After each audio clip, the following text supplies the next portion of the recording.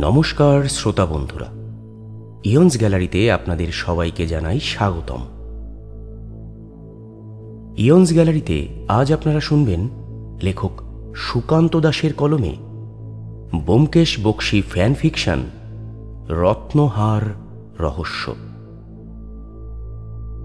আজকের গল্পের বিভিন্ন চরিত্রে রয়েছে ব্রতদীপ, পিনাকি, বোবাই, দীপ্তিমান, রৌনক, শিউলি ও আমি নীলাঞ্জন। গল্পের আবহ নির্মাণ ও প্রচ্ছদলঙ্করণে আমি নীলাঞ্জন।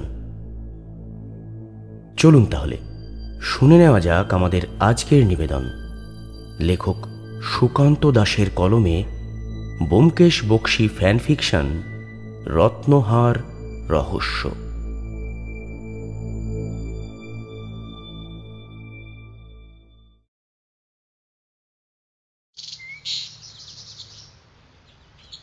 ব্যোমকেশের ঘরের ব্যালকানিতে সকালে দাঁড়িয়ে জানলা থেকে যে শহরের মনোরম দৃশ্য দেখা যায় সেটা কিন্তু বেশ ভালো লাগে।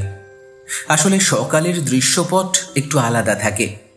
সকালে লোকজনের চলাচল কম, নতুন ওঠা সূর্যের আলোয় শহরটা বেশ ঝলমলে থাকে। তারপর যত বেলা বাড়তে থাকে তত ব্যস্ততা। আবার সন্ধ্যের পর থেকে একটু একটু করে রাতের দিকে জানলা খুলে দাঁড়িয়ে থাকলে লাইট পোস্টের হলদে হয়ে আসা আলো ছাড়া আর কিছুই দেখা যায় না। এসব দেখতে দেখতে আর ব্যোমকেশের সাথে সময় কাটাতে কাটাতে ব্যোমকেশের এই বাড়িতে যে কতদিন কেটে গেছে সেটা ঠিক মনে পড়ে না। নতুন বইয়ের দোকানটা নিয়ে ব্যোমকেশের সাথে দু একবার কথাবার্তা বলেছি। ইচ্ছে আছে মাসখানেকের মধ্যেই দোকানটা শুরু করব।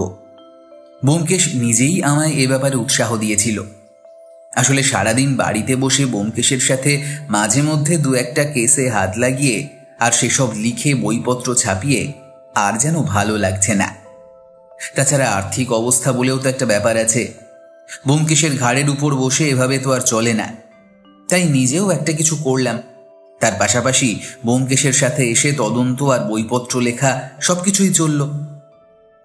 সকালে ঘরের মধ্যে বসে চায়ের কাপ হাতে এসবই ভেবে চলেছিলাম অন্য মনস্কের মতো। ব্যোমকেশ বলল, সকাল সকাল এত চিন্তায় পড়লে কি নিয়ে? দোকানের ব্যাপারটা কত দূর ভাবলে? দোকানের ব্যাপারটা তো অনেকটাই ভাবা রয়েছে, জায়গা দেখাই আছে। দোকান ঘর তোলা নিয়েই কথাবার্তা চলছে। আশা করছি মাসখানেকের মধ্যেই কাজটা হয়ে যাবে। তারপর বেশ কিছু বইয়ের সেট তুলে নিয়ে মোটামুটি পুজোর পরপরই শুরু করে দেব। তাহলে তো বেশ ভালোই কথা। পুজোর পর আমিও মাঝে মাঝে ঘর থেকে বেরিয়ে তোমার দোকানে গিয়ে থাকতে পারবো। একভাবে ঘরে বসে শরীরে মরচে পড়ে গেল অজিত। ঠিকই বলেছ। অনেকদিন ধরেই মাথা ঘামানোর মতো কোনো কেস কিন্তু এসে পৌঁছয়নি আমাদের কাছে। সেই যে সেবার সেই জাল নোটের ব্যাপারটা মনে আছে? সেই যে ভদ্রলোক আমাদের কাছে কেসটা নিয়ে এসেছিলেন তার নাম আর অপরাধীর নামে মিল ছিল না, তাই না? যতদূর মনে পড়ে রঞ্জন আর মনোরঞ্জন। সেই কেসে আমরা বুঝতেই পারিনি প্রথমে যে একটা গোটা জাল নোট চক্র চলছে। এসব কথাবার্তার মাঝেই হঠাৎ টেলিফোনটা বেজে উঠল।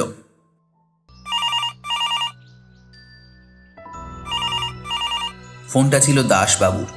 তিনি জানালেন এক্ষুনি তিনি আসছেন, কোথাও যেন ব্যোমকেশ বেরিয়ে না পড়ে। দাসবাবু আসার আগে বৌঠান আমাদের ঘরে এলো। এসেই বলল, ঠাকুরপো, তোমাদের কি আজ কোথাও বেরোনোর আছে? এতক্ষণ ছিল না, তবে এইমাত্র দাসবাবু টেলিফোন করলেন। মনে হয় তার সাথেই বেরোতে হতে পারে আমাদের। কেন বলো তো? বৌঠান কিছু একটা বলতে গিয়েও যেন বলল না। তারপর বলল, না না, তেমন কিছু নয়, তোমরা এসো, তারপরেই বলবো না হয়। বৌঠান বেরিয়ে যেতেই আমি আর ব্যোমকেশ মুখ চাওয়াচাবি করলাম। তারপর আমি বললাম, কি ব্যাপার বলো তো? বৌঠান কিছু একটা বলতে গিয়ে চুপ করে গেল। ব্যোমকেশ মাথা নাড়িয়ে বুঝিয়ে দিল সে জানে না।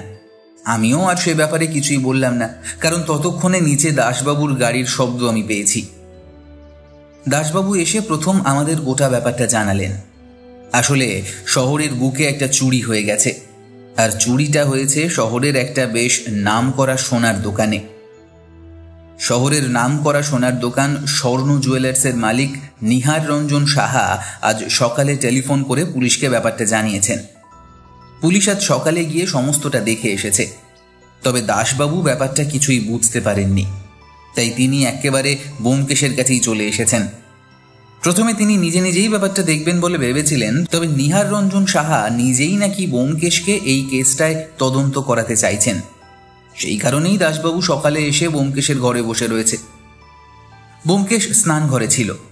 আমি দাসবাবুকে বসালাম, তারপর জিজ্ঞাসা করলাম, কি ব্যাপার, আজ এত সকাল সকাল আপনি এখানে? আর বলবেন না অজিতবাবু, একটা সমস্যায় পড়ে আজ এখানে আসতেই হয়েছে।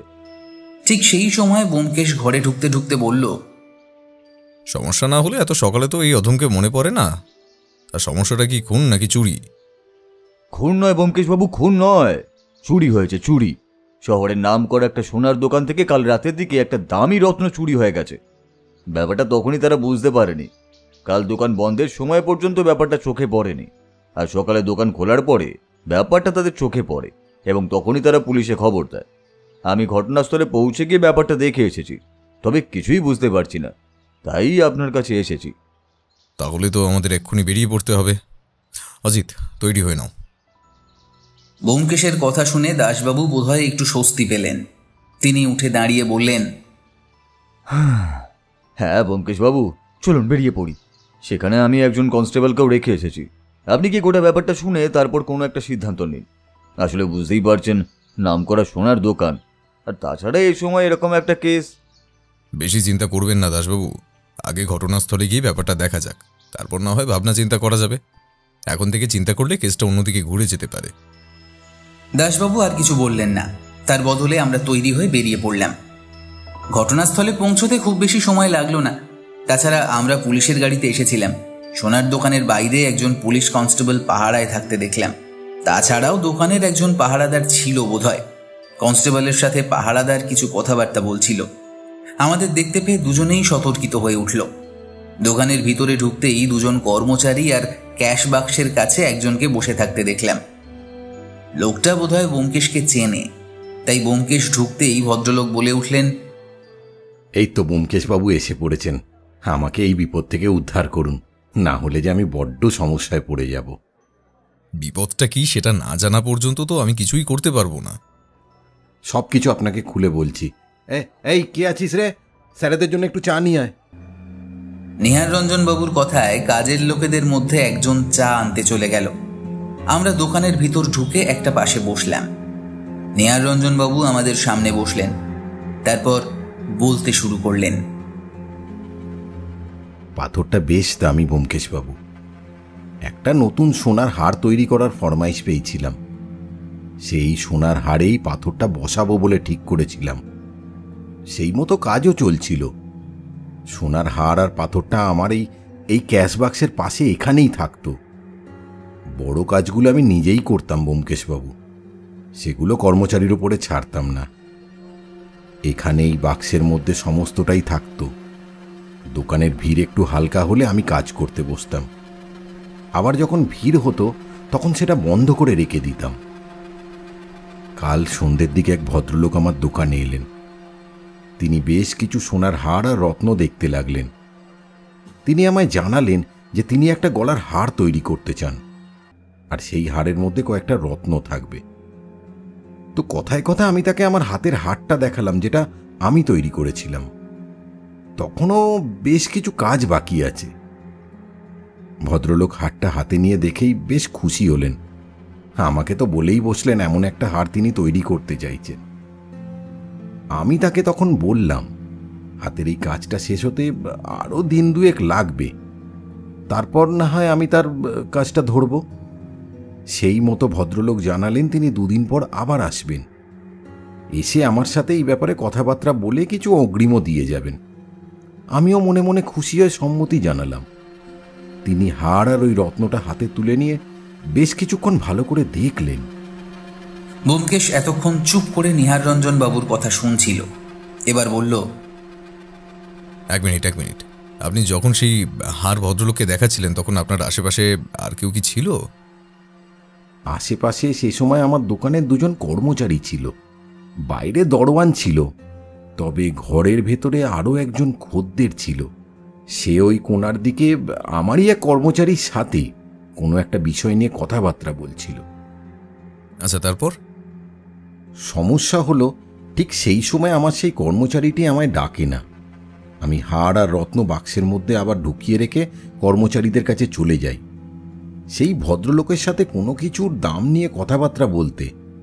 তারপর ফিরে এসে দেখি সেই ভদ্রলোক তখনও সেখানে দাঁড়িয়ে আছেন।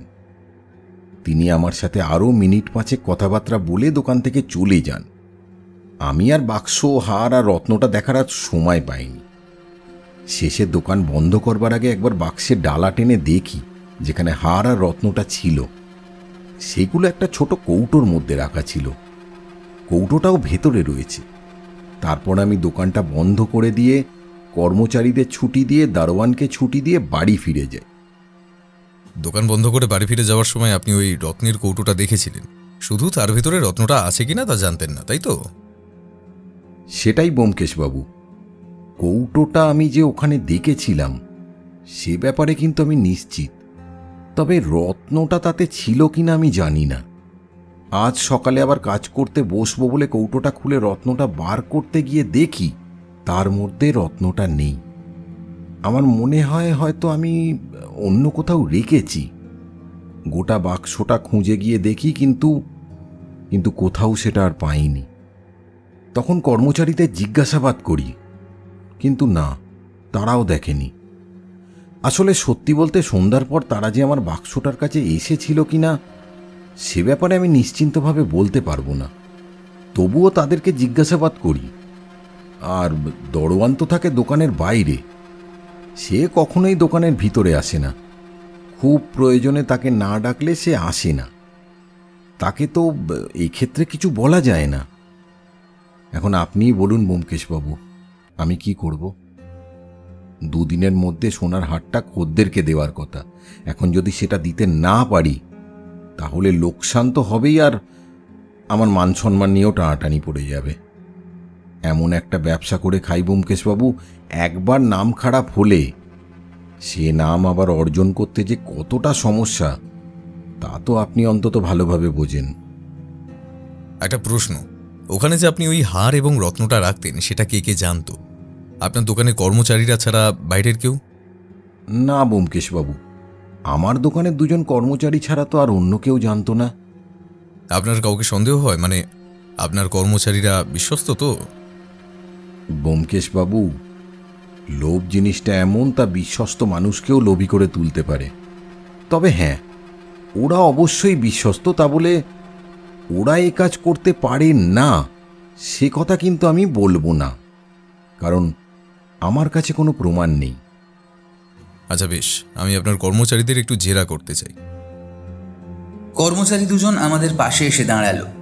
ব্যোমকেশ একজনের উদ্দেশ্যে প্রশ্ন করল, তোমার নাম? জীবন।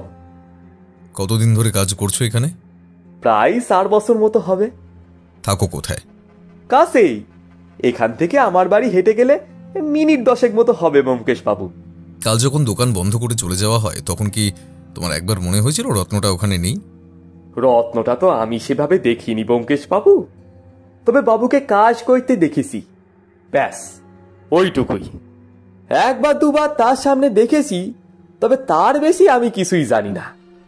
কাল যে লোকটি এসেছিল সন্ধ্যার আগে, যাকে ওই রত্নটা তোমাদের বাবু দেখিয়েছিলেন, তার ব্যাপারে কিছু মনে হয়েছিল?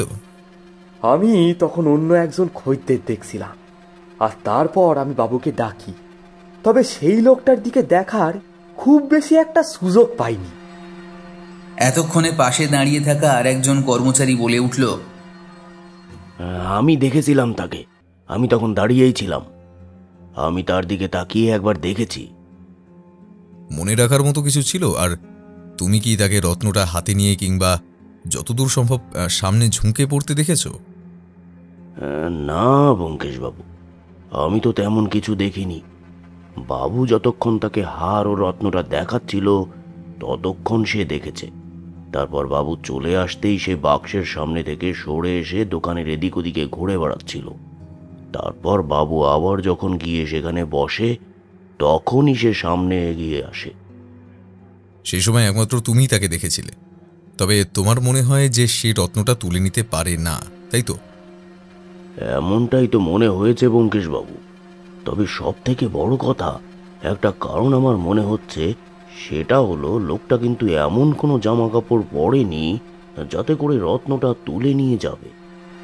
হঠাৎ করে যেন কিছু একটা মনে পড়ে গেছে এমনভাবে নিহার রঞ্জনবাবু বললেন, আর হ্যাঁ, ব্যোমকেশবাবু পাঞ্জাবি মতো কিছু পরেছিল, তবে সেই পাঞ্জাবির পকেট নেই, আর তার পরনে ধুতি ছিল না, পায়জামা ছিল। তবে রত্ন তার মধ্যে দিয়ে নিয়ে যাওয়ার মতো তো হতে পারে না।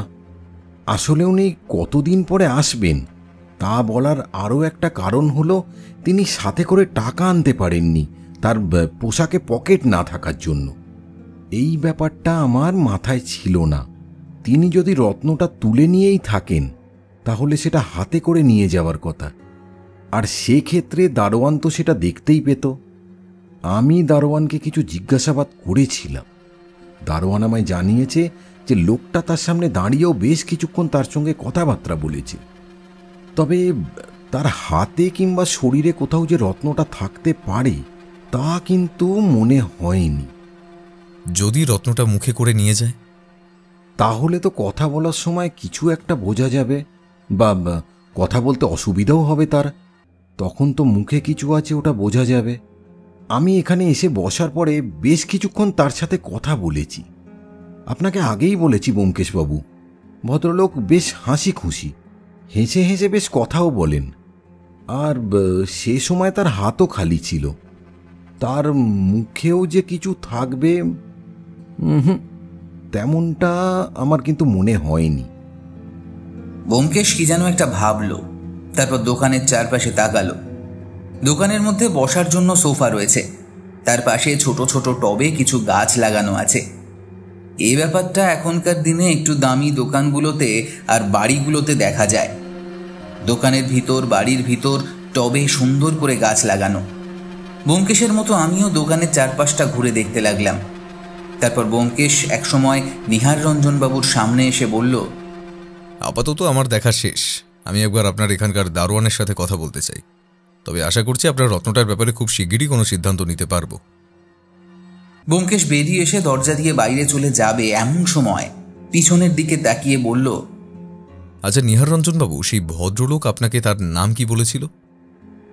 নিহার রঞ্জনবাবু অনেকক্ষণ মনে করার চেষ্টা করলেন, তারপর একটা খাতা খুলে ভালো করে দেখে নিয়ে বললেন, তার নাম মুকুন্দ সামন্ত। কিন্তু কেন বলুন তো? মুকুন্দ সামন্ত।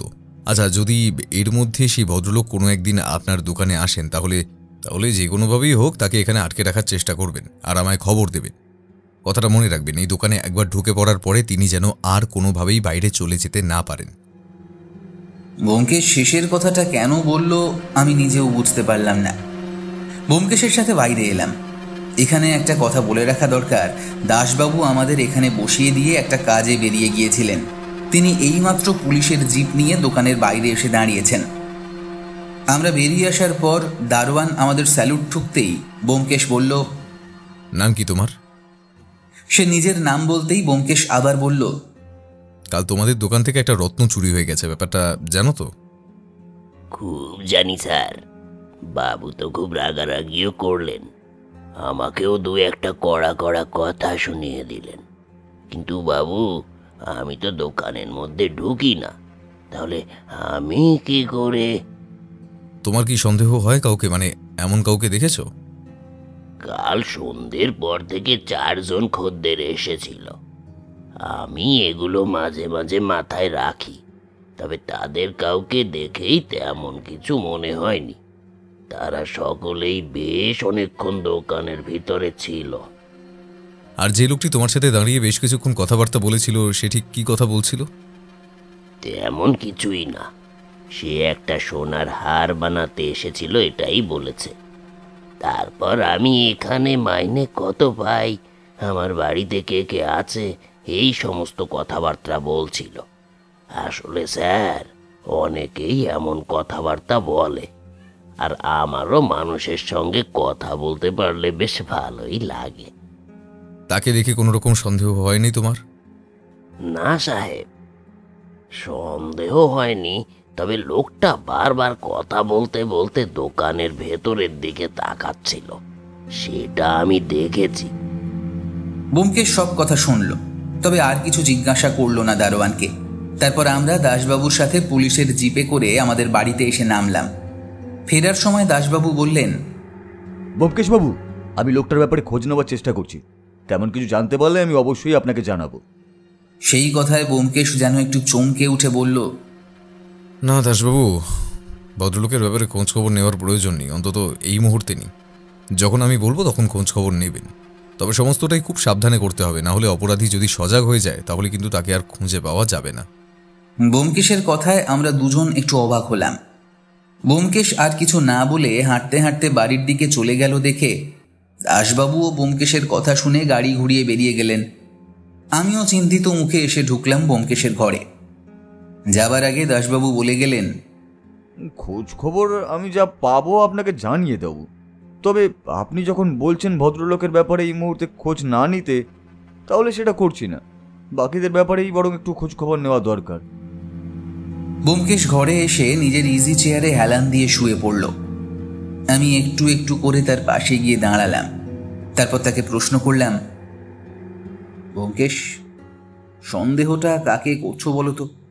মানে আমার তো মনে হচ্ছে এখানে সন্দেহ করার মতো একমাত্র ওই কর্মচারীটি রয়েছে, যে সেই সময় ক্যাশ বাক্সের কাছে ছিল। তাছাড়া যে ভদ্রলোক এসেছিলেন তিনি যে কোনো কিছু নিয়ে যেতে পারবেন না সে কথা ওনারা জানিয়েছেন। এমনকি দারোয়ানের সাথেও তার কথা হয়েছে, সেও সন্দেহ করার মতো কিছু দেখেনি।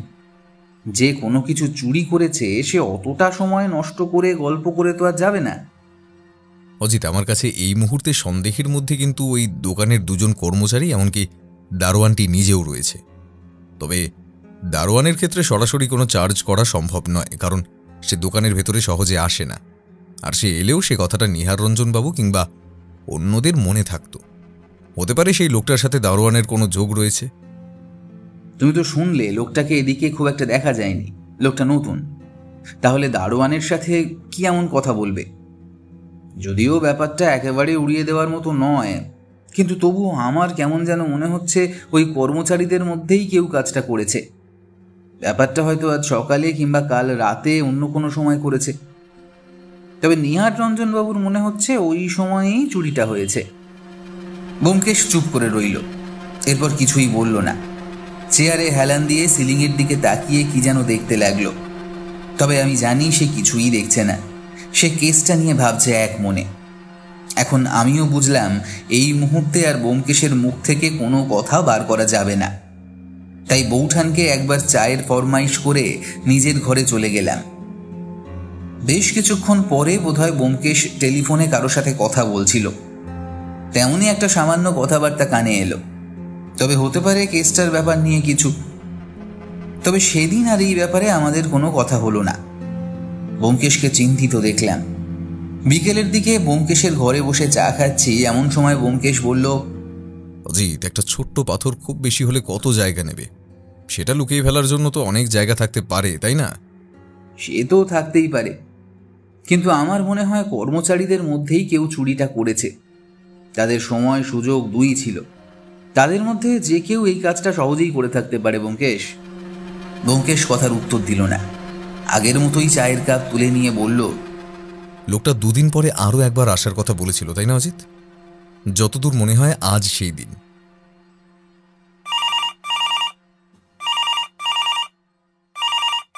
একটু পরেই আমাদের টেলিফোনে একটা ফোন এলো। ব্যোমকেশ টেলিফোনটা তুলতেই আমি বুঝতে পারলাম তার মুখে সামান্য হাসির ছাপ ফুটেছে। ব্যোমকেশ বলল, ভদ্রলোককে যেভাবেই হোক দোকানে আটকে রাখুন, তবে তাকে বসিয়ে রাখবেন না, তাকে ঘোরাফেরা করার সুযোগ দেবেন। আর লক্ষ্য রাখবেন ঠিক কোথায় গিয়ে ভদ্রলোক বেশিক্ষণ দাঁড়ায়, আর প্রতি মুহূর্তে তার উপর নজর রাখবেন। তবে একটু নজর হারালে কিন্তু বিপদ ঘটে যেতে পারে। টেলিফোনটা রেখে ব্যোমকেশ আমার দিকে তাকিয়ে বলল, আমাদের একটু বেরোতে হবে অজিত, তাড়াতাড়ি তৈরি হয় নাও। সে ভদ্রলোক নিহারঞ্জনবাবুর দোকানে আরও একবার এসেছেন, আর আমার মনে হয় এবার যদি তাকে ধরা না যায় তাহলে তাকে আর নিহারঞ্জনবাবুর রত্নটা আমরা সবসময়ের জন্যই হাতছাড়া হয়ে যাবে। কিন্তু তোমার কি মনে হয় রত্নটা ভদ্রলোক আবার ফেরত নিয়ে এসেছেন? যদি আমি বলি রত্নটা এখনো দোকানেই আছে, সে কথাটা কি তোমার বিশ্বাস হবে? তোমার এমন ধারণা হচ্ছে কেন? এমন ধারণা হওয়ার জন্য কি কোনো শক্ত প্রমাণ পেয়েছো?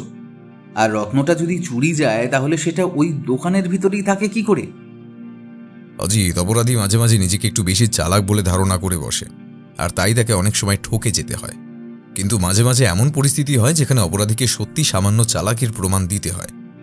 সেখানে যদি অন্য কেউ হয় তাহলে হয়তো ব্যাপারটা সে পার পেয়ে যেতে পারে, কিন্তু এখানে ব্যোমকেশ বক্সির সাথে তার পাল্লা পড়েছে। অজিত, এত সহজে তো রেহাই দেওয়া যাবে না তাকে। চলো, আর কথা নয়, বেরিয়ে পড়ি। ব্যোমকেশের এমন একটা অদ্ভুত কথা বিশ্বাস করার কোনো মানে হয় না, কিন্তু ব্যোমকেশ কথাটা এমনভাবে বলল যেন সে নিশ্চিত। আর ব্যোমকেশকে এর আগেও যে কটা ব্যাপারে নিশ্চিত কোনো অনুমান করতে দেখেছি তার বেশিরভাগই মিলে গেছে। আমরা দুজন মিলে তাই বেরিয়ে পড়লাম নিহার রঞ্জন বাবুর দোকানের উদ্দেশ্যে। দোকানে পৌঁছে দেখলাম এক ভদ্রলোক দোকানের ভিতর এদিক ওদিক ঘুরে বেড়াচ্ছেন। আমাদের দেখে ভদ্রলোক একবার তাকালেন। নিহার রঞ্জন বাবু আমাদের চোখের ইশারায় ভদ্রলোককে দেখিয়ে দিলেন। আমি বুঝলাম ইনি সেই ভদ্রলোক। ব্যোমকেশ এগিয়ে গিয়ে ভদ্রলোকের সামনে দাঁড়িয়ে নমস্কার করে বলল, নমস্কার, আপনি তাহলে মুকুন্দ সামন্ত? হ্যাঁ, তবে কেন বলুন তো? আর আমি বারবার চলে যাওয়ার কথা বললেই আমায় বারবার বসতে বলা হচ্ছে কেন? ব্যাপারটা আমি কিছুই বুঝতে পারছি না। এ সময় দোকানে আর কাউকে ঢুকতেও দেওয়া হচ্ছে না, ব্যাপারটা কি? তেমন কিছুই নয় মুকুন্দবাবু, আসলে আপনি যেদিন এই দোকানে এসেছিলেন একটা হারের ফরমাইশ নিয়ে, সেদিন আপনি চলে যাওয়ার পরে একটা রত্ন নিহাররঞ্জন বাবুর বাক্স থেকে হারিয়ে যায়। কোন রত্ন বলুন তো? আর তার সাথে আমার সম্পর্ক কি? নিহাররঞ্জন বাবু, আপনি একবার ওই হারটা একটু দেখাবেন? নিহার রঞ্জন বাবু তার কাঁচের বাক্সের ভিতর থেকে হারটা বার করে দেখালেন। হারটা সম্পূর্ণ হয়ে এসেছে, শুধু একটা পাথর বসানো হবে, সেই জায়গাটাই ফাঁকা রয়েছে। সেটা দেখেই মুকুন্দবাবু বললেন, এই হারটাই আমি সেদিন দেখেছিলাম।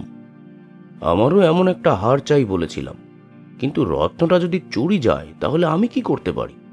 আচ্ছা, আমাকে সন্দেহ করছেন কোনভাবে? সন্দেহ যে একটা হচ্ছে না সে কথা বলবো না মুকুন্দবাবু। আসলে শেষবারের মতো রত্নটা আপনি দেখেছিলেন, তারপরে কৌটোটা নিহাররঞ্জনবাবু তুলে রাখলেন। তার মধ্যে রত্ন ছিল কিনা সেটা তিনি আর দেখেননি। ব্যাপারটা চোখে পড়েছে পরদিন সকালে। একটা সম্ভাবনা তো থেকেই যাচ্ছে মুকুন্দবাবু। কিন্তু আমি সেদিন যে পোশাক পরে এসেছিলাম সেই পোশাকের মধ্যে তো কোনো কিছু রাখা সম্ভব নয়, আর সেটা তো আপনারা সবাই দেখেছেন। আর তাছাড়া আমি যদি কিছু নিয়ে বাইরে বের হই সেটা তো দারোয়ান বা বাকিরাও বুঝতে পারবে। তার সাথে দাঁড়িয়ে আমি কিছুক্ষণ কথাও বলেছি। ওখানেই তো সমস্যা মুকুন্দবাবু, আপনি একটু বেশি ভালো সাজার চেষ্টা করে ফেলেছেন। আপনি বোঝাতে চেয়েছেন যে আপনার সাথে ওই রত্নটা বাইরে নিয়ে যাওয়ার কোনো সম্ভাবনা থাকতে পারে না, আর সেটা করতে গিয়েই আপনি আমার সন্দেহটাকে বাড়িয়ে তুলেছেন। তবে একটা কথা আমি বলতে পারি, আপনি কিন্তু সেদিন রত্নটা দোকান থেকে বাইরে নিয়ে যাননি, আর সেই রত্নটা আমার মনে হয় দোকানের ভেতরেই কোথাও আছে। আপনি আজ সেটা নিয়ে যেতে এসেছেন, তবে এখানে যে আপনি এভাবে ফেঁসে যাবেন সেটা বুঝতে পারেননি। আপনি কিন্তু অকারণে আমার উপর দোষারোপ করছেন। অকারণে করছি না, সেটা একটু পরেই প্রমাণ হয়ে যাবে। আচ্ছা নিহাররঞ্জনবাবু, ঘুরতে ঘুরতে ঠিক কোথায় বেশিক্ষণ দাঁড়িয়েছিলেন? এতক্ষণ পর নিহার রঞ্জন বাবু কথা বললেন। ওই যে সোফার পাশে যে টবগুলো রয়েছে, উনি ওই দিকেই ঘুরতে ঘুরতে বেশ কয়েকবার গিয়ে দাঁড়িয়েছিলেন।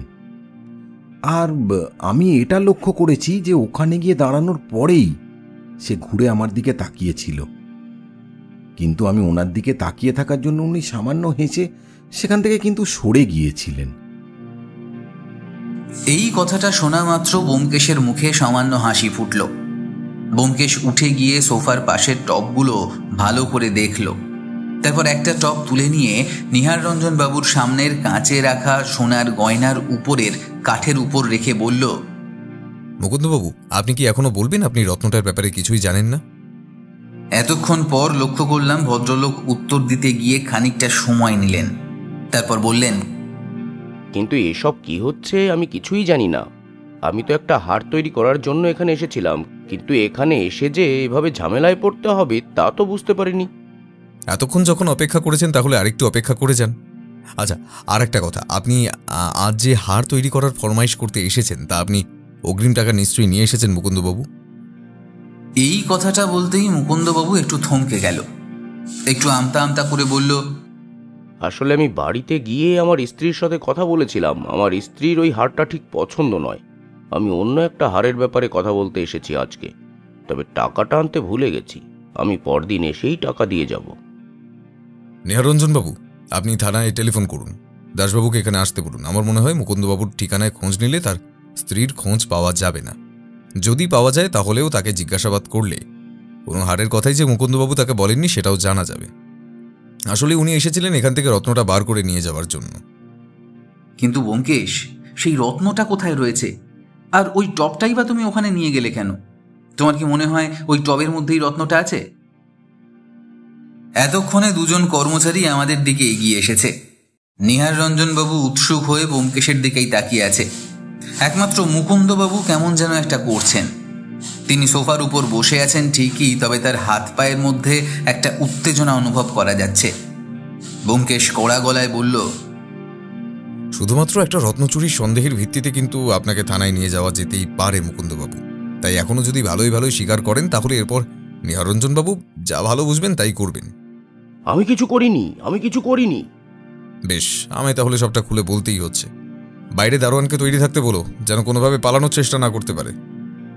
ব্যোমকেশ তার হাতে ধরে থাকা টবের গাছের গোড়ার দিকে একটা নির্দিষ্ট জায়গার মাটি তুলতে শুরু করলো।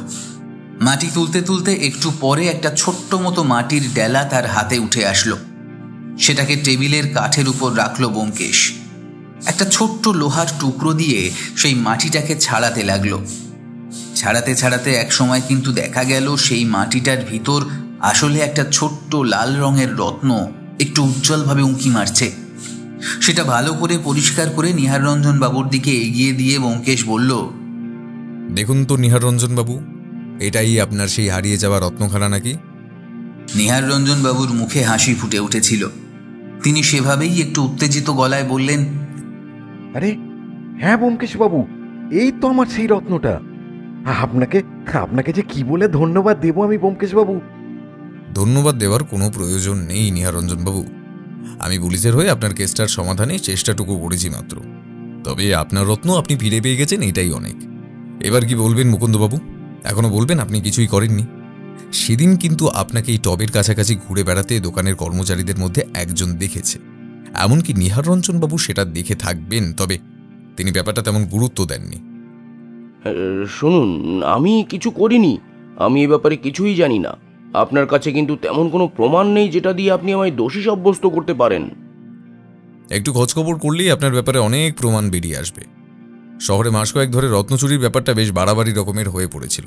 সব জায়গাতেই কিন্তু একই প্যাটার্নে চুরিটা হচ্ছিল। আপনার ছবি তাদের সবাইকে দেখালে আর আপনার ব্যাপারে খোঁজখবর নিলে গোটা ব্যাপারটা সামনে চলে আসতে পারে। এবার আপনি যদি স্বীকার না করতে চান তাহলে পুলিশকে একটু কষ্ট করে খোঁজ খবর নিতে হবে, তাছাড়া আর কিছুই নয়। মুকুন্দবাবু মাথা নিচু করে বসে রইলেন। তিনি আর কিচ্ছু বললেন না। একটু পরে দাসবাবু এসে ঢুকলেন। দাসবাবুকে সমস্যাটা বলতেই তিনি মুকুন্দবাবুকে জেরা করার জন্য থানায় নিয়ে গেলেন। দাসবাবু ব্যোমকেশকে আশ্বস্ত করল, মুকুন্দবাবুর বিরুদ্ধে আরও কিছু প্রমাণ ঠিক বেরিয়ে আসবে। নিহাররঞ্জনবাবু ব্যোমকেশকে বসতে বলে চা বানালেন আমাদের জন্য। তারপর বললেন, ব্যোমকেশ বাবু, আপনি ঠিক কি করে বুঝলেন বলুন তো যে এই রত্নটা আমার এই দোকানের মধ্যে এই টবের মধ্যেই রয়েছে? দেখুন নিহাররঞ্জন বাবু, সচরাচর এইভাবে আমি সবকিছু খুলে বলি না। সবকিছু খুলে বললে যে আমার ভাত মারা যাবে, বুঝলেন তো? নিহাররঞ্জনবাবু হেসে ফেললেন। তারপর বললেন, দেখুন ব্যোমকেশ বাবু, আপনার যে অসাধারণ বুদ্ধি রয়েছে তার কথা আমরা সকলেই জানি। তবে সেটা আপনি আমাদের বুঝিয়ে দিলেও আমরা কিন্তু সেভাবে বুঝতে পারবো না ব্যাপারটা। মাথায় রাখবেন যে আপনি বোঝানোর পরে কিন্তু আমরা বুঝতে পেরেছি, তাই আপনার ভয় পাওয়ার কিছুই নেই। এই কথায় ব্যোমকেশ নিজেও হেসে ফেলল। আমিও হাসলাম। দাসবাবু ততক্ষণে মুকুন্দকে নিয়ে থানার উদ্দেশ্যে বেরিয়ে গেছে। ব্যোমকেশ বলতে শুরু করল, প্রথম দিন যখন আপনাদের দোকানে এসেছিলাম তখন কিন্তু আমার মনে হয়েছিল আপনাদের কর্মচারীদের মধ্যেই কেউ কাজটা করেছে। আর যদি বাইরের কেউ করে থাকে তাহলে তার সাথে দারোয়ানের একটা সম্পর্ক রয়েছে, কারণ কেউ বাইরে যাওয়ার সময় দারোয়ান অবশ্যই তাকে লক্ষ্য করবে। যে চুরি করতে আসবে সে নিশ্চয়ই টাকা খরচ করে কোনো কিছু কিনতে আসবে না। তাই সেক্ষেত্রে এমন কারোর উপর সন্দেহ করতে হবে যে সেদিন কোনো কিছু না কিনেই এখান থেকে চলে গেছে। আপনি আর বাকি যে 3 জন খদ্দেরের কথা বিকেলের পরে বলেছিলেন তাদের মধ্যে কিন্তু 2 জন কেনাকাটা করেছে, আর একজন আপনার সাথে অনেকক্ষণ কথাবার্তা বললেও সে কিন্তু আপনার বাক্সের কাছাকাছি আসেনি। একথা আপনার কর্মচারীরাই বলেছে। সেক্ষেত্রে থেকে যায় ওই মুকুন্দ নামের ভদ্রলোক। এবার সমস্যা হলো, ভদ্রলোকের পোশাক এমন ছিল না যে পোশাকের মধ্যেও রত্নটা তিনি নিয়ে যেতে পারেন।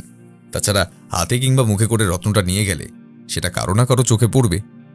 এমনকি দারোয়ানের সঙ্গে অতক্ষণ দাঁড়িয়ে কথা বলার পরেও সে কিছুই বুঝতে পারবে না, সেটা তো মেনে নেওয়া যায় না। তাই আমি দারোয়ানের ব্যাপারে খোঁজ খবর নিয়েছিলাম, এমনকি আপনার দুজন কর্মচারীর ব্যাপারেও খোঁজ নিয়েছিলাম, তবে সেখান থেকে এমন কিছুই জানতে পারিনি। এমনকি তারা বেশ বিশ্বস্ত আর ভালো মানুষ বলেই জানা গেছে। তবে আপনি বলেছিলেন লোক মানুষকে দিয়ে কি করায় তা মানুষ নিজেও জানে না, সেটাই মাথায় ছিল বলেই ব্যাপারটা করেছিলাম। মুকুন্দবাবুকে যে আমার সন্দেহ হয়নি তা কিন্তু নয়, কিন্তু ওই ব্যাপারটাই আমার সন্দেহটাকে কমিয়ে দিয়েছিল। তিনি যে কিছু নিয়ে বেরোবেন সেটা তো মনে হয়নি। আমার কিন্তু ওই ব্যাপারটাতেই তাকে আরও বেশি করে সন্দেহ হয়েছিল। কেমন যেন মনে হয়েছিল তিনি হয়তো ইচ্ছে করেই ব্যাপারটা করেছেন যাতে তার উপর সন্দেহ করা না যায়। আর রত্নটা যদি চুরি যায় তাহলে তার উপর সন্দেহ করার আপনার কোনো কারণ থাকবে না, কারণ তিনি ওটা নিয়ে বের হতে পারেন না। কিন্তু তুমি ঠিক কখন বুঝলে যে ওই হিরেটা মানে রত্নটা ওই মাটির টবে রয়েছে? নিহাররঞ্জনবাবু নিজেই বলেছিলেন। মুকুন্দবাবু যখন তার সামনে দাঁড়িয়ে কথা বলছিল তখন তার কর্মচারী নিহাররঞ্জনবাবুকে অন্য পাশে ডেকে নেয়। তখন বাক্সটা তার সামনেই ছিল। এবার তার আগেই হয়তো তিনি নিয়েছেন এবং কৌটো থেকে হিরেটা বার করেছেন, অথবা এটাও হতে পারে তিনি আগেই হীরাটা তুলে নিয়েছেন আর কৌটোটা রেখে দিয়েছিলেন হাড়ের এক পাশে, যাতে নিহাররঞ্জনবাবু পরে এসে সেটা বাক্সে তুলে ফেলেন। আর সেই ফাঁকে তিনি চলে গিয়েছিলেন টবগুলোর কাছে। এদিকে নিহাররঞ্জনবাবুর মনে হয়েছে তিনি চলে যাওয়ার পরেই ভদ্রলোক হয়তো তার সামনে থেকে সরে গেছেন, তাই তিনি আর কৌটোটা বন্ধ দেখেও সন্দেহ করেনি, সেটাই তুলে রেখেছেন বাক্সে। আর সেই ফাঁকে মুকুন্দবাবু হিরে তার টবের মাটির মধ্যে কোনো একটা ফাঁকে লুকিয়ে ফেলেছিল। বোধহয় গাছ কিংবা গাছের ফুল দেখার কোনো একটা ছুতোয় তিনি ওখানে গিয়েছিলেন। তারপর কোনো একটা সময় তার মধ্যে রত্নটা পুঁতে রাখেন। হয়তো ভেবেছিলেন পরে কোনো একটা সময়, অর্থাৎ আজকে এসে সেটা তুলে নিয়ে যাবেন। কিন্তু এর মধ্যে আপনি যে আমায় ডেকে পাঠাবেন আর আমার যে ওই টপটা নিয়েও সন্দেহ হবে, সেটা বোধহয় তিনি ভাবতে পারেননি। সত্যি ব্যোমকেশবাবু, আপনি যে এইভাবে আমার রত্নটা উদ্ধার করতে পারবেন সেটা আমি ভাবতে পারিনি। আপনার মনে হয়েছিল ভদ্রলোক আজকে আসবেন? তার আসল কাজটাই যে বাকি থেকে গিয়েছিল। তিনি রত্নটাকে সরিয়ে ফেলেছিলেন ঠিকই, কিন্তু দোকান থেকে বাইরে তো নিয়ে যেতে পারেননি। সেটা করতে গেলে তাকে আসতেই হবে। আর তাছাড়া তিনি আপনাকে ভুলে গিয়েছিলেন যে, আর সে নিয়ে আসবেন, তাই এর মাঝের দিনে আসাটা তার কাছে একটু বাড়াবাড়ি হয়ে যেত। কারণ আপনি জানতে পারবেন, তাই একটা দিন বাদ দিয়ে আসাটা ভালো। আমার এটাই মনে হয়েছিল। তিনি আপনার সাথে কথাবার্তা বলে কোনো রকমে আপনার দোকান থেকে রত্নটা বার করে নিয়ে যেতে পারলে আর এ মুখও কোনোদিনই হতেন না। তাই উনি এলে ওনাকে বসিয়ে রাখতে বলেছিলাম। কিন্তু ব্যোমকেশ, তিনি নিজে না এসে অন্য কাউকে দিয়েও তো রত্নটা তুলে নিয়ে যেতে পারতেন, সেটা কেন করলেন না? তুমি হয়তো খেয়াল করে দেখোনি অজিত, আসলে ওই মাটির টবগুলো কিন্তু সবকটা প্রায় একই রকম দেখতে। তার গাছের চারা, ফুল এবং উচ্চতা প্রায় এক, তবে রঙগুলো তো একই হয় সবসময়। তাই সেই ক্ষেত্রে কোন টবের মধ্যে তিনি রত্নটা রেখেছেন সেটা নিয়ে তিনি নিজেও হয়তো সমস্যায় পড়ে যেতেন। আর তাছাড়া তখন আমার সামান্য কৌতূহল হয়েছিল, তাই একটা টব আমি সামান্য বদলে দিয়েছিলাম। তিনি অন্য কাউকে পাঠালে সে হয়তো আসল টব কোনটা সেটা চিনতে পারত না, এবং মাটির মধ্যে ঠিক কোথায় রত্নটা রাখা রয়েছে সেটাও বুঝতে পারত না। তাই সেক্ষেত্রে তাকেই আসতে হয়েছে এখানে। নিহাররঞ্জনবাবু আরও একবার আমাদের তার রত্ন খুঁজে দেওয়ার জন্য ধন্যবাদ জানালেন এবং এটাও বললেন ব্যোমকেশের এই কাজের জন্য ব্যোমকেশকে তিনি নিরাশ করবেন না।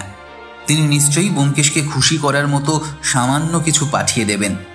এই মুহূর্তে তিনি ভীষণ ব্যস্ত থাকবেন এই কাজটা সম্পন্ন করার জন্য। তাই আগামী দুদিনের মধ্যে ব্যোমকেশের ব্যাপারটা তিনি দেখবেন। ব্যোমকেশ আপত্তি করেছিল, কারণ কেসটা সে পুলিশের হয়েই দেখেছে। তবে ভদ্রলোক ছাড়তে চাইছিলেন না, তাই ব্যোমকেশ আর কিছু বলেনি। তখনকার মতো আমরা দুজন সেখান থেকে বেরিয়ে বাড়ি ফিরে এলাম। বাড়িতে ফিরে ব্যোমকেশ নিজের ইজি চেয়ারে হেলান দিয়ে বসল। তার কিছুক্ষণের মধ্যেই আমি আমার ঘরে গিয়েছিলাম। ঘরের বাইরে বৌঠানের সাথে দেখা হলো। বৌঠান বলল, কি ব্যাপার বলো তো? তোমরা বেরিয়ে যাওয়ার পর দাসবাবু টেলিফোন করেছিলেন, বললেন তোমরা নাকি কোনো একটা হীরের কেসের তদন্ত করছো। তা সেটা কি হলো? টেলিফোন করেছিলেন নাকি? হ্যাঁ, ঠিকই শুনেছো বৌঠান। তবে সেই কেসটা সমাধান হয়ে গেছে, কিন্তু হিরেটা এমন একটা জায়গায় পাওয়া গেছে তুমি বিশ্বাস করতে পারবে না। কোথায় পাওয়া গেছে? যে দোকান থেকে হিরেটা চুরি হয়েছিল সেই দোকানেরই বসার জায়গায় সোফার পাশে একটা ফুলের টবের ভিতর। চোর প্রথম দিন সেটা নিয়ে যেতে পারেনি, তাই টবের মধ্যে মাটিতে গেঁথে রেখে গিয়েছিল। আজ সে এসে সেটা নিয়ে যাওয়ার চেষ্টা করেছিল, কিন্তু তার আগেই ব্যোমকেশ আর আমি সেখানে পৌঁছে গিয়েছিলাম। তারপরে তো সবকিছু একেবারে জলের মতো পরিষ্কার হয়ে গেল। তাহলে তো ভদ্রলোক তার হিরেটা ফেরত পেয়ে গেছেন। আচ্ছা, ব্যোমকেশ কি এই কেসটা পুলিশের তরফ থেকে তদন্ত করছিল?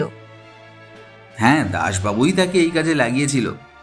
আচ্ছা, একটা কথা বলো তো বৌঠান, বাড়িতে সেদিন যখন দাসবাবু টেলিফোন করে এলেন তার আগে তুমি কি একটা বলতে চাইছিলে, তারপর আমাদেরকে আর সেটা বললে না? বৌঠান তখন অল্প ইতস্তত করে বলল, সেদিনের আগের দিন রাতে আমার বাপের বাড়ির কাছ থেকে একজন আমাকে টেলিফোন করেছিলেন। তার বাড়ি থেকে নাকি একটা সোনার গোপাল মূর্তি চুরি হয়ে গেছে।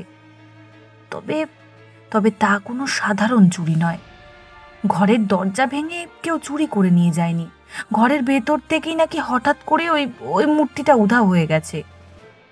এবার বাড়ির কেউ নিয়েছে কিনা সেটা বলা যাচ্ছে না। তাই এই ব্যাপারটা নিয়ে সে ব্যোমকেশের সাহায্য চাওয়ার জন্যই ভেবেছিল, কিন্তু ব্যোমকেশ তো তখন কেসটা নিয়ে ব্যস্ত ছিল, তাই কিছু বলিনি। এখন তুমি যদি একবার ওকে বলতে পারো। আরে আমি কেন বলবো, তুমি চলো, তুমি বলবে বৌঠান। আচ্ছা, সবার আগে বরং চা নিয়ে এসো, চা খেতে খেতে কথা হবে। বৌঠান আমার কথা শুনে হেসে আশ্বস্ত হলো। সে আমাদের জন্য চা নিয়ে আসার জন্য রান্নাঘরের দিকে গেল এবং বলল এসে ব্যোমকেশের কাছে সবটা শুনবে। আমিও সম্মতি জানিয়ে হাত মুখ ধুয়ে ব্যোমকেশের ঘরে গিয়ে বসলাম। ব্যোমকেশ দেখলাম খুব চিন্তিত মনে টেবিলের উপর বসে একটা চিঠি দেখছে। আমি প্রথমে কিছুই বললাম না, চুপ করে দেখতে লাগলাম।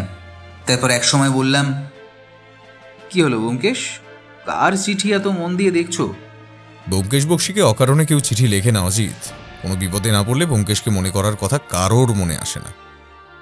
ব্যোমকেশ হাতের চিঠিটা আমার দিকে বাড়িয়ে দিল। আমি চিঠিটা হাতে নিয়ে পড়তে শুরু করলাম। ঠিক সেই সময় ব্যোমকেশের টেলিফোনটা আরও একবার বেজে উঠল। ব্যোমকেশ উঠে গিয়ে ফোনটা ধরল। হ্যালো, ব্যোমকেশ বক্সি বলছি। অপর প্রান্তের কথা আমি কিছুই শুনতে পেলাম না, তবে এটা বুঝতে পারলাম ব্যোমকেশ বেশ কিছু কথা মন দিয়ে শুনছে। মাঝে মাঝে হ্যাঁ এগুলো বলছে। তারপর টেলিফোন রাখার সময় ব্যোমকেশ বলল, ঠিক আছে, আপনি কোনো চিন্তা করবেন না, ঘন্টাখানেকের মধ্যে চলে আসুন, আমি বাড়িতেই আছি। ব্যোমকেশ টেলিফোন রেখে আমাদের সামনের চেয়ারে এসে বসতেই আমি বললাম, কি হলো ব্যোমকেশ, কার টেলিফোন? ব্যোমকেশ আমার দিকে হাসি হাসি মুখে তাকিয়ে বলল, বৎস, সবুর করো, সবুরে যে মেওয়া ফলে। কথাটা বলেই ব্যোমকেশ সামান্য হেসে উঠল। আর ঠিক সেই সময় বৌঠান আমাদের ঘরে চায়ের কাপ নিয়ে ঢুকলো। এই যে শোনো শোনো, আমারও কিন্তু একটা কেস রয়েছে, সেইটা আগে তদন্ত না করে অন্য কোথাও যাওয়া যাবে না, এই আমি বলে দিলাম। এবার আমি হেসে উঠে বললাম, না ও ব্যোমকেশ বক্সি, আবার তদন্ত শুরু করো।